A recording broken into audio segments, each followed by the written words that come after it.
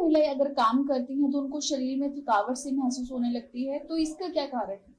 महिलाओं को थोड़ा सा काम करने के बाद शरीर में बहुत ज्यादा थकावट का महसूस होना, टांगों में दर्द होना, शरीर में कमजोरी लगना, ये सिम्टम्स मेनोपॉज के भी रहते हैं अगर आपकी उम्र 35-40 से अबव है।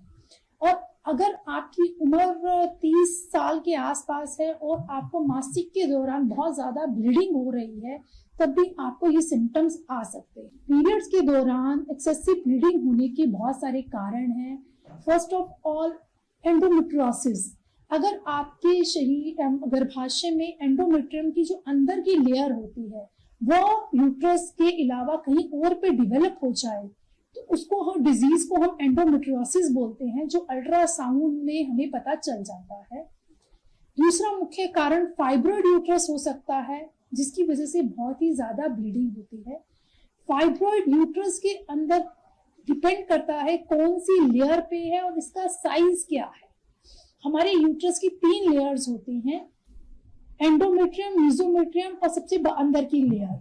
अगर आपका फाइब्रॉइड थर्ड लेयर पे है, एंडोमेट्रियम के ऊपर है और अगर वो छोटे साइज का भी है, तब भी वो ज्यादा ब्लीडिंग कर सकता है, क्योंकि एंडोमेट्रियम की शेडिंग ऑफ होने पे ही हमें मासिक आता है। आपका फाइब्रॉइड बड़े साइज का है और ये मिडल लेयर के ऊपर है, तब आपको ज्यादा मात्रा में ब्लीडिंग नहीं होगी।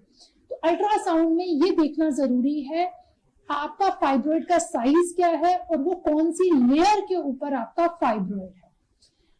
ज्यादातर एक्सेसिव ब्लीडिंग होने का अन्य कारण आपका लो एचबी भी हो सकता है। अगर आपके शरीर में खून की कमी है तब भी आपको एक्सेसिव ब्लीडिंग हो सकती है।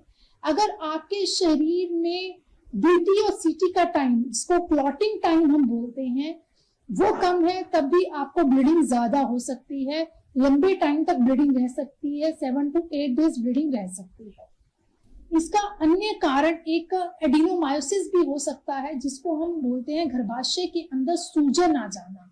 अगर आपके गर्भाशय के अंदर सूजन आ रही है, जिसको आप चेकअप करवा सकते हो, किसी भी गायनेकोलॉजिस्ट से जब आप मिलते हो तो डॉक्टर पर वेजाइनल एग्जामिनेशन करते हैं, जिनसे पता चल जाता है कि अंदर गर्भाशय के अंदर सूजन तो नहीं है। इसके और ब्लीडिंग होने के अन्य कुछ कारण भी हो सकते हैं, जैसे अगर आपने कोई आईयूसीडी कॉपर्टी लगवाई है, कॉपर्टी की वजह से भी हार्मोनल डिसबैलेंस हो जाता है, जिससे फीमेल्स को 80% फीमेल्स में प्रॉब्लम्स होती है एक्सेसिव ब्लीडिंग की, या हार्मोनल डिस्टरबेंस हो रहा है उसकी वजह से भी ब्लीडिंग होती है।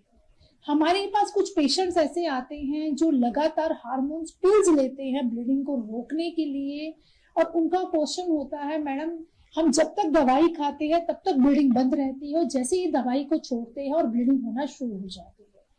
देखिए, अगर आप कोई हार्मोन्स पिल्स ले रहे हैं तो वो हार्मोन्स का काम होता है ब्लीडिंग को रोकना, जिसमें 21 डेज का साइकिल चलता है और पेशेंट को रेगुलर 3 to 4 मंथ तक दवाई दी जाती है। अगर आप इन दवाइयों को छोड़ना चाहते हैं और नेचुरल वे से अपने हार्मोन्स के लेवल को ठीक करना चाहते हैं, उसके लिए आयुर्वेदा में पंचकर्म के माध्यम से हम पेशेंट के हार्मोन्स लेवल को स्टेबल करते हैं। इसमें पेशेंट को डिटॉक्सिफिकेशन करवाई जाती है। डिटॉक्सिफिकेशन में हम पेशेंट को विरेचन देते हैं, कुछ मेडिसिन देके उसके लूज मोशन लगवाते हैं, या उसको वॉमिटिंग के माध्यम से या बस्ती चिकित्सा के माध्यम से लेट्रिन के रास्ते से दवाई डालते हैं, जो डायरेक्ट एक्ट करती है हमारे यूट्रस के ऊपर भी, और ये हार्मोन्स के लेवल को स्टेबल करती है। जैसे ही हमारे हार्मोन स्टेबल हो जाते हैं तो आपको जो ब्लीडिंग की ज्यादा प्रॉब्लम हो रही है उससे आप रिकवर कर सकते हो। इसके साथ साथ आयुर्वेद में बोल भद्र रस, रक्त स्तंभक वटी या गेंदे के फूलों का रस का इस्तेमाल किया जाता है। गेंदे के फूलों को पीस के इसका रस बना के 5-5 ml सुबह शाम आप लेते हो, तब भी आपकी ब्लीडिंग जो है वो एक्सेसिव ब्लीडिंग को कंट्रोल कर सकते हो। ध्रुव जो हम पूजा में इस्तेमाल करते हैं, इस ध्रुव का सेवन भी किया जा सकता है, इसका भी रस निकाला जाता है और इस रस को पेशेंट को ओरली पिलाया जाता है। अगर आपको बहुत ज्यादा एक्सेसिव ब्लीडिंग हो रही है तो सबसे पहले आपको एक अल्ट्रासाउंड करवाना चाहिए, जिससे एक डायग्नोज होगा कि आपका कारण क्या है ब्लीडिंग का।